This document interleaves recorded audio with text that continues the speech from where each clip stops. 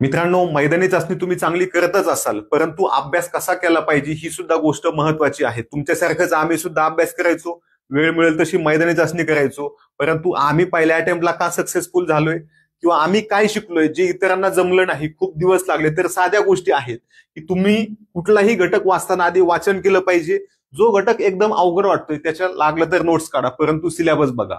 सगळ्यात आधी वाचनानंतर घटकनुसार प्रश्न बघा आणि जे तुम्हाला अवघड वाटतंय त्याच्याच नोट्स काढा. घटकनुसार प्रश्न बघितल्यामुळे तुम्हाला तो घटक किती डीप आहे, किती सोपे आणि किती अवघड प्रश्न आहेत दोन्ही कळतात. आपल्याला सोपे आणि अवघड दोन्ही बघायचे. फक्त घटकनुसार प्रश्न बघत असताना प्रश्न कुठं आला हे सुद्धा कळलं पाहिजे.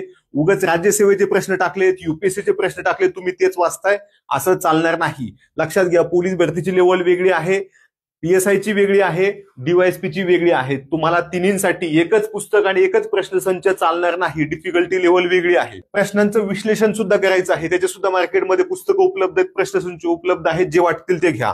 आणि त्यानंतर पुढचा जो टप्पा आहे तो म्हणजे पेपर सोल्युशन. आता ह्या पेपर सोल्युशन मध्ये झालेल्या प्रश्नपत्रिका प्लस तुम्ही सराव पेपर अशा दोन्ही गोष्टी सोडवू शकता. दोन्हींचाही तुम्हाला 100% फायदा होणार आहे. अभ्यासाची कुठलीही पद्धत अशीच असावी. आधी वाचन, त्याच्या खाली आलेले प्रश्न, या आधी आलेले घटकनुसार प्रश्न, मग त्या प्रश्नांचं विश्लेषण सुद्धा तुम्ही केलं पाहिजे. आणि सगळ्यात शेवटचा टप्पा जो आहे तो म्हणजे पेपर सोल्युशन. पुन्हा पुन्हा सोडवा, ओएमआर शीटवरच सोडवा आणि प्रत्येक प्रश्नाचं सोल्युशन करा. फक्त गणित बुद्धिमत्ता सोल्युशन करत बसू नका. जेव्हा सगळं वायाला जाईल अख्खं वर्ष दीड वर्ष, त्यानंतर पश्चाताप करण्यापेक्षा ही सवय व्यवस्थित लावून घ्या. तुमचाच फायदा होणार आहे.